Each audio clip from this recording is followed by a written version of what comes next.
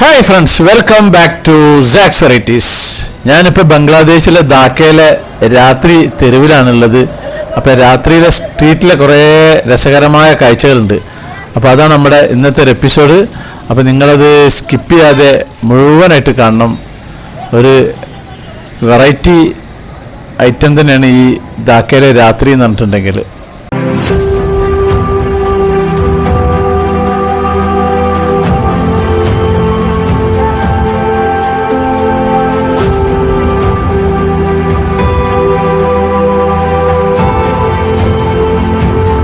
ഉള്ളത് ബംഗ്ലാദേശിലെ ധാക്കയിലാണ്. നല്ല രസകരമായ കാഴ്ചയാണ്. ഇങ്ങനത്തെ ട്രോളി വണ്ടിൽ നല്ല ചെറുപ്പക്കാരത്തി പെണ്ണുങ്ങളും പിന്നെ ആണുങ്ങളും വയസ്സന്മാരൊക്കെ ഇങ്ങനെ സൈഡിലൂടെ അങ്ങനെ ഇരുന്നിട്ട് അങ്ങനെ യാത്ര ചെയ്യും. ഇതേപോലെ കണ്ടില്ലേ, ഒന്നിരിക്കുക, കാലങ്ങോട്ടേക്ക് നീക്കിയിടുക, അങ്ങനെ പോകും. വേറൊരു വണ്ടി അതാ പോകുന്നു. ഇതിവിടുത്തെ ഒരു സ്ഥിരം കാഴ്ചയാണ്. ഇതിന് റിക്ഷയെക്കാട്ടും കൂടുതൽ ആളുകൾക്കുള്ളൂ. നമ്മുടെ നാട്ടിൽ ഈ ജീപ്പിലൊക്കെ ആൾക്കാർ നന്നായിട്ട് കൂട്ടിപ്പോകുന്നില്ലേ, അതേപോലത്തെ സിസ്റ്റം ഇവിടെയാണ്.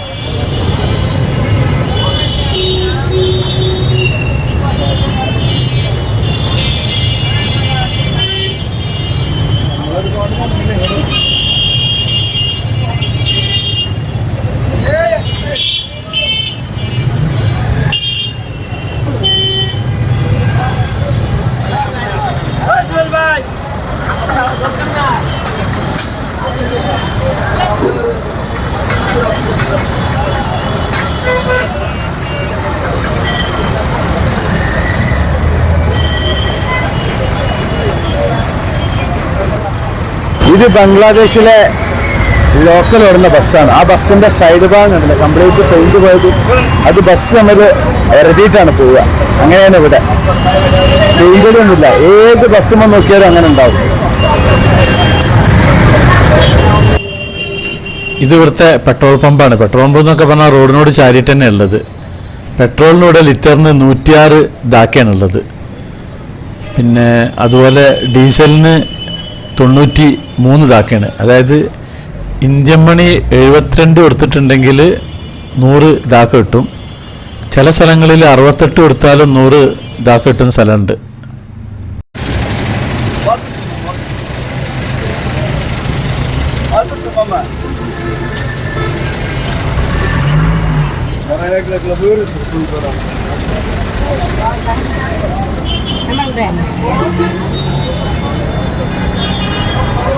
രാത്രി കട അടച്ചതിന്റെ പുറത്തിരുന്നിട്ട് മീൻ കച്ചവടം ചെയ്യാണ്. ഇവിടെ ഞാൻ കണ്ടിട്ടുള്ളത് മീൻ ഒന്നും ഐസിലിട്ടിട്ടില്ല, ഒക്കെ ഫ്രഷ് മീനാണ് ഇവിടെ വിൽപ്പനക്കുള്ളത്. ഇത് മൂപ്പര് കുറേ പൊരി കാര്യങ്ങളൊക്കെ ഇട്ടിട്ട് കംപ്ലീറ്റ് കൈകൊണ്ടുള്ള പരിപാടിയാണ്. നമ്മുടെ നാട്ടിലെ കടല വെക്കുന്ന പോലെ ഇതെല്ലാതും കൂടി കൂട്ടി മിക്സ് ചെയ്തിട്ട് ഇതിൽ ആക്കി കൊടുക്കുന്നുണ്ട്. ഇത് വാങ്ങാനായിട്ട് കുറേ ആൾക്കാരുണ്ട്. ഇത് പൊതുവെ നമ്മളെ നോർത്തിലൊക്കെ സ്ഥിരമുള്ള ഒരു സംഭവമാണ്. ഇതിങ്ങനെ കുറച്ച് എല്ലാം കംപ്ലീറ്റ് കൈകൊണ്ടാണ് ഇതേ ഇടുന്നത്. ഇത് മാത്രമാണ് സ്പൂൺ ഉപയോഗിക്കുന്നത്. എന്നിട്ട് കംപ്ലീറ്റ് അതൊക്കെ കൂടി മിക്സ് ചെയ്യും. എന്നിട്ട് എന്തൊക്കെ പൊടിയൊക്കെ ഇടുന്നുണ്ടെന്ന് ഒരു സോസും ഉണ്ട്. എന്നിട്ട് അങ്ങനെ ഇളക്കിയിട്ട് കവറിലായി കൊടുക്കുക.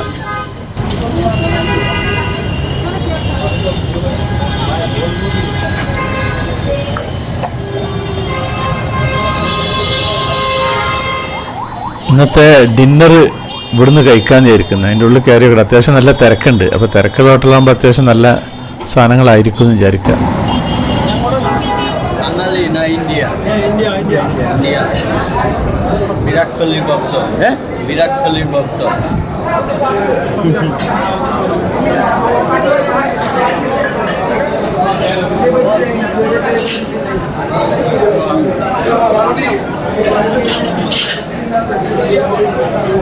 Apa ikan dari Bangladesh?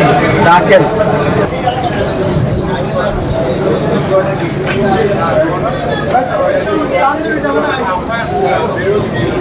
ഇവിടെ ഇരിക്കുന്നവരൊക്കെ പാർസൽ വാങ്ങാൻ വന്നതാണ്. ഇവിടെ കംപ്ലീറ്റ് നമുക്ക് കാണാം. ഗ്ലാസിൻ്റെ ഇവരുടെ ഇവരുണ്ടാക്കുന്ന സംഭവങ്ങളൊക്കെ എന്തൊക്കെയാണെന്ന് കാണാം. കബാബ് ഇയാൾ കമ്പിമ കയറ്റി വെക്കുന്നുണ്ട്. എനിക്ക് ഈ ഭക്ഷണം ഉണ്ടാക്കുന്നത് കണ്ടാൽ നമുക്ക് ഭയങ്കര ഒരു ഇതാണ്. അവിടെ ഷവായ അങ്ങനെ ഉണ്ടാക്കുന്നുണ്ട്. അപ്പോൾ അതൊക്കെ ഒന്നിങ്ങനെ കറങ്ങി കാണാം നമുക്ക്.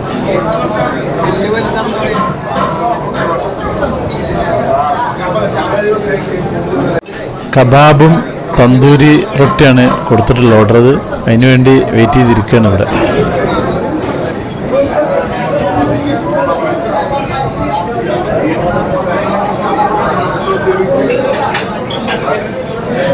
ഇവരെ തന്തൂരി റൊട്ടി നല്ല അടിപൊളി റൊട്ടിയാണ്. കബാബും പിന്നെ ഒരു കുറച്ച് കറി ഉണ്ട് ഇതിൻ്റെ കൂട്ടത്തിൽ. ഇതാണ് ഐറ്റംസ്. ഇത് മല്ലിയാണ്. ഭക്ഷണം കഴിച്ചു കഴിഞ്ഞിട്ട് ഇവിടെ മല്ലിയാണ് കൊടുക്കുക. നമ്മുടെ നാട്ടിലെ ചെറിയ ജീരകം ഉണ്ടല്ലോ, അതല്ല. അപ്പോൾ ഒക്കെ കൂടി 880 ദാക്ക അയക്കുന്നു ഇവരെ. പക്ഷേ ഈ കബാബ് അത്ര വലിയ രസമൊന്നുമില്ല. അതിൻ്റെ കറി കുഴപ്പമില്ല. തന്തൂരി റൊട്ടി നല്ല ടേസ്റ്റ് ഉണ്ട്. അപ്പോൾ ഭക്ഷണം കഴിച്ച് കഴിഞ്ഞ് ഇവരെ കുറച്ച് ഡെസേർട്ടും കാര്യങ്ങളൊക്കെ ഉണ്ട്. ഇവരെ sweets, Bengali sweets, Bangladesh sweets, അലുവയും വെള്ളത്തിലിട്ട് വെച്ചിട്ടുള്ള ഇങ്ങനത്തെ മധുര വെള്ളത്തിലിട്ട് കുറേ സാധനങ്ങളുണ്ട്. പക്ഷെ ഇതൊന്നും ഞാൻ കഴിച്ചിട്ടില്ല. ഞാൻ മുമ്പ് കൽക്കട്ടയിൽ നിന്ന് ഈ സാധനം കഴിച്ചിട്ട് എൻ്റെ വയറിൻ്റെ അടപ്പ് ഊരിയതാണ്. അപ്പോൾ അതിൻ്റെ ഒരു ചെറിയൊരു പേടിയുണ്ട്. അപ്പോൾ അതുകൊണ്ട് ഈ സാധനങ്ങൾ പാൽ ഐറ്റംസാണ്, എനിക്ക് അത്ര വലിയ താല്പര്യമില്ല. അപ്പോൾ അതുകൊണ്ട് ഞാനിത് സാമ്പിൾ നോക്കുന്നില്ല. ഒക്കെ ഒന്ന് ജസ്റ്റ് ഒന്ന് നോക്കി കാണുകയാണ്. ഇത് പാലാണ്. പാല് തൈരൊക്കെ ഇങ്ങനെ മൺകുടുക്കയിലുണ്ടായി. ഞാൻ മുമ്പൊരു കാണിച്ചത്. ഇഷ്ടംപോലെ പാൽ കിട്ടും ഇവിടെ. അപ്പോൾ കടയിൽ നിന്ന് ഞാനിഞ്ഞ് പുറത്തിറങ്ങുകയാണ്. ഇനി ഇവിടെ പുറത്തുള്ള കുറച്ച് കാഴ്ചകളുണ്ട്. ഇവിടെ റോഡിനോട് ചാരിയിട്ട് തന്നെയാണ് ഇവർ കുക്കിങ്ങൊക്കെ ചെയ്യുന്നത്, കണ്ടില്ലേ? അപ്പോൾ അതൊക്കെ ഒന്നിങ്ങനെ കാണാം.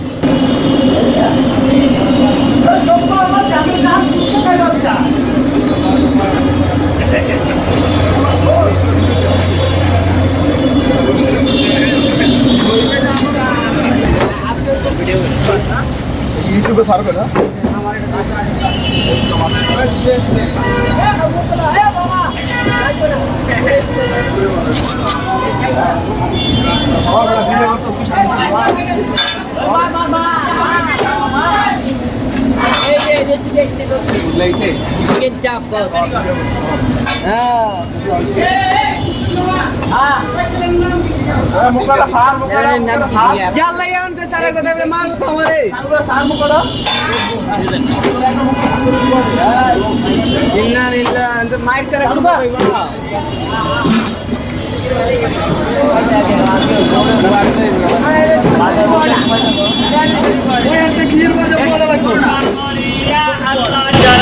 ഒന്നൊന്നര പൊറോട്ട പറഞ്ഞിട്ടില്ല. അതേപോലത്തെ 2 പൊറോട്ടന്റെ സൈസാണ് പൊറോട്ട.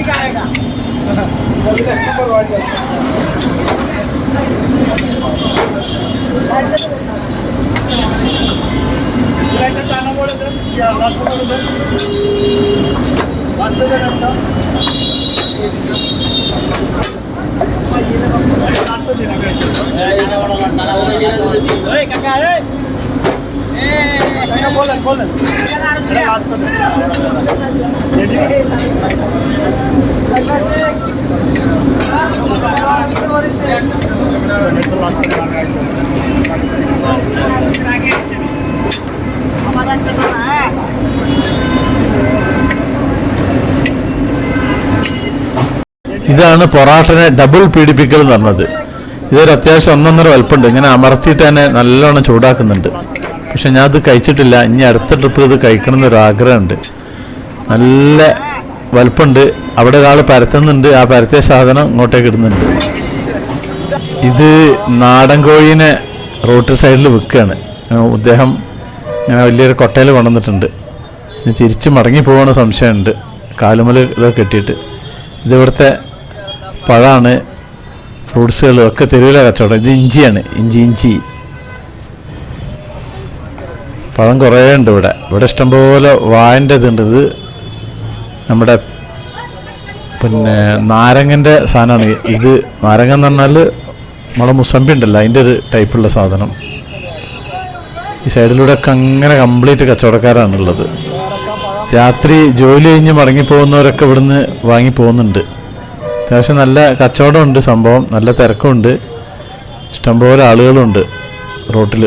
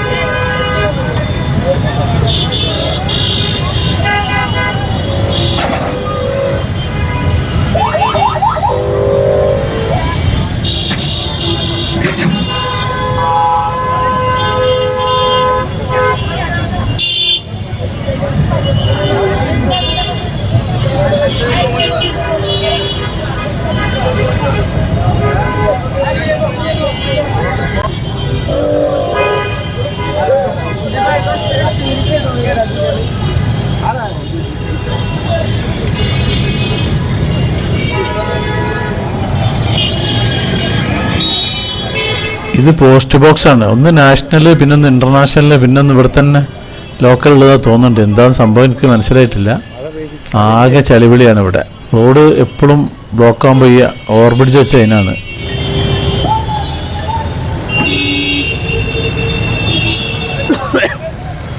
ഒരു കിലോ പേരയ്ക്ക്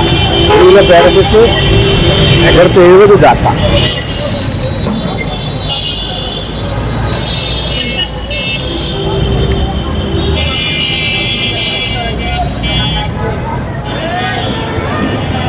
ഇവിടെ ഈ ധാക്കയിൽ രാത്രി ഭയങ്കര തിരക്കാണ്. കണ്ടമാനം ആളുകൾ മാർക്കറ്റിൽ ഇറങ്ങുന്നുണ്ട്. പിന്നെ ഒക്കെ ഒരുപാട് തെരുവോര കച്ചവടക്കാരുണ്ട് ഇഷ്ടംപോലെ. ഇത് ഷൂസാണ്, എല്ലാ ഐറ്റംസും ഉണ്ട് ഇവിടെ. ഷൂസാണ് വെക്കുന്നത്. ഷൂസ് ഇവിടെ വെക്കുന്നത് നല്ല രസമാണ്. ഞാൻ മുമ്പ് ഒരു ദിവസം കണ്ടിരുന്നു. ഇവിടെ ഈ വലിയ കൊട്ടയിലാണ് ഷൂസ് വെക്കൽ. നമ്മൾ കാണാം, ചിലപ്പോൾ ഇവിടെ ഉണ്ടാവും കൊട്ട.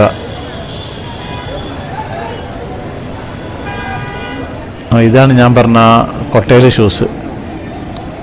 അതിൽ ഞാൻ കടൻ്റെ മുന്നിൽ വെച്ചിട്ടുണ്ട്. ഇദ്ദേഹം ഇതൊക്കെ കൂടി മടക്കിയിട്ട് തിരിച്ച് പാക്ക് ചെയ്യുന്നുണ്ട്. കണ്ടല്ലേ, വലിയ ബാഗിലാക്കിയിട്ട് ഇങ്ങോട്ട് കൊണ്ടുപോകുന്നുണ്ട്. ഇന്നത്തെ പരിപാടി കഴിഞ്ഞു എന്നാണ് തോന്നുന്നത്. ഇവിടെ ഷൂസിന് വില കുറവുണ്ടോ സംശയമുണ്ട്. കാരണം ഞാൻ അതുവരെ വാങ്ങിയിട്ടില്ല ഷൂസ്. ഒന്ന് നോക്കണമെന്നുണ്ട്. നല്ല ലെതർ ഷൂസുകളൊക്കെ ഇഷ്ടംപോലെ കാണുന്നുണ്ട് ഇവിടെ. കോട്ടണൊക്കെ ഇവിടെ നല്ല വില കുറവുണ്ട്. നല്ല കോട്ടണൊക്കെ കിട്ടുമെന്ന് പറയുന്നതൊക്കെ അവിടെ. അപ്പം ഞാൻ തിരിച്ചിനി നമ്മളെ ഹോട്ടലിലേക്ക് മടങ്ങുകയാണ്. നടക്കാനുള്ള ദൂരമുള്ളൂ. പക്ഷേ എനിക്ക് പിന്നെ ഈ റിക്ഷയിൽ യാത്ര ചെയ്യാൻ നല്ല രസമാണ്. അങ്ങനെ പുറത്തെ കാറ്റും കൊണ്ടിട്ട് നല്ല കാഴ്ചകൾ ഇരുന്നങ്ങനെ കണ്ടിട്ട് ഒരു പാക സ്പീഡിൽ അങ്ങനെ പോയിട്ട് പല ഇടവഴി കൂടിയൊക്കെ പോകുന്നുണ്ട് ഇവർ. നല്ല രസമാണ്. അപ്പോൾ ബംഗ്ലാദേശിൽ വന്നിട്ടുണ്ടെങ്കിൽ റിക്ഷാ യാത്ര എന്തായാലും നിങ്ങൾ ചെയ്യണം. അതും കഴിയുന്നതും ഒരു 3 കിലോമീറ്ററൊക്കെ ദൂരത്തേക്ക് പോവുകയാണെങ്കിൽ ഇലക്ട്രിക് ഉപയോഗിക്കട്ടെ നല്ലത്. ഒരു കുറഞ്ഞ ഒരു 1/2 കിലോമീറ്റർ 1 കിലോമീറ്ററൊക്കെ ആണെങ്കിൽ അതിൽ പിന്നെ നടന്നിട്ട് ചവിട്ടി പോകുന്നതിൽ പോവുകയാണ് ഏറ്റവും ഉത്തമമുള്ളത്. ബംഗ്ലാദേശിലേക്ക് കടന്നത് ഞാനെൻ്റെ ഒരു സുഹൃത്തും കൂടിയാണല്ലോ യാത്ര വന്നത്. അപ്പോൾ നമ്മളെ സുഹൃത്തിനവിടെ പിടിച്ചു വെച്ചിരുന്നല്ലേ, ഞാൻ നേരത്തെ അന്ന് മുമ്പ് പറഞ്ഞിരുന്നു. ഞാൻ അദ്ദേഹത്തിൻ്റെ പഴയ പാസ്പോർട്ടിൻ്റെ ഫ്രണ്ട് പേജ് ഇല്ലാത്തതുകൊണ്ട് അപ്പോൾ അതിൻ്റെ ഒരു പ്രിൻ്റ് അല്ലെങ്കിൽ അതിൻ്റെ ഒരു വാട്സപ്പ് പ്രിൻ്റ് ജസ്റ്റ് മാത്രം കണ്ടാൽ മതി ഇവർക്ക്. ഇപ്പോൾ ബംഗ്ലാദേശിലേക്ക് വരുന്ന സമയത്ത് നമ്മളെ മുമ്പ് ഉണ്ടായിരുന്ന നമ്മളെ പാസ്പോർട്ടിൻ്റെ കോപ്പികളുടെ ഓരോന്നിൻ്റെയും ഫ്രണ്ട് പേജും ആ അഡ്രസ്സ് പേജും എല്ലാവരും കരുതുന്നത് നന്നാവും. ഇന്ത്യ പിന്നെ നോക്കിയിട്ടില്ല, എന്തുകൊണ്ടാണെന്ന് അറിയില്ല. പിന്നെ അപ്പോൾ അതുകൊണ്ട് രാത്രി അന്ന് ലാസ്റ്റ് എമിഗ്രേഷൻ്റെ ഓഫീസർമാരൊക്കെ പോകുന്നതുകൊണ്ട് പിറ്റേന്ന് ദിവസം വരാൻ വേണ്ടി പറഞ്ഞു. അപ്പോൾ ഈ ഇന്ത്യൻ്റെ ബോർഡറിൻ്റെ അവിടെ തന്നെ ഹോട്ടലും കാര്യങ്ങളൊക്കെ ഉണ്ട് താമസിക്കാൻ. അങ്ങനെ പിറ്റേന്ന് രാവിലെയാണ് അദ്ദേഹം ഈ പേപ്പർ കാണിച്ചിട്ട് ഇന്ത്യ ബംഗ്ലാദേശ് ബോർഡർ കടന്ന് നേരെ ധാക്കയിലേക്ക് എത്തിയിട്ടുള്ളത്.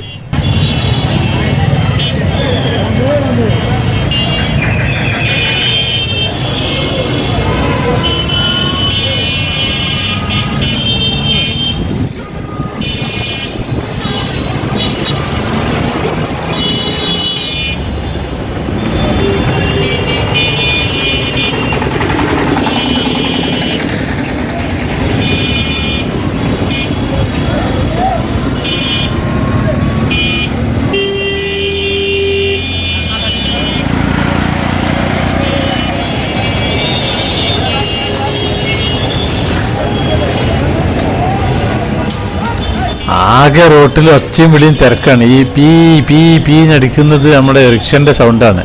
അത് പ്രത്യേകതരം സൗണ്ടാണ്. അപ്പോൾ നമ്മുടെ ഹോട്ടലിൻ്റെ അടുത്ത് എത്താനായിരിക്കുന്നു. അപ്പോൾ നമ്മുടെ എപ്പിസോഡ് ഇവിടെ നിർത്തുകയാണ്. അപ്പോൾ നമ്മുടെ സാക്സ് വെറൈറ്റീസ് ചാനൽ നിങ്ങൾ ആദ്യമായിട്ട് കാണുന്നവരാണെങ്കിൽ അത് സബ്സ്ക്രൈബ് ചെയ്യാൻ മറക്കരുത്. പിന്നെ അതുപോലെ ലൈക്ക് ചെയ്യാൻ മറക്കരുത്, കമൻറ്റ് ചെയ്യാൻ മറക്കരുത്, ഷെയർ ചെയ്യാനും മറക്കരുത്. എന്നാൽ താങ്ക് യു.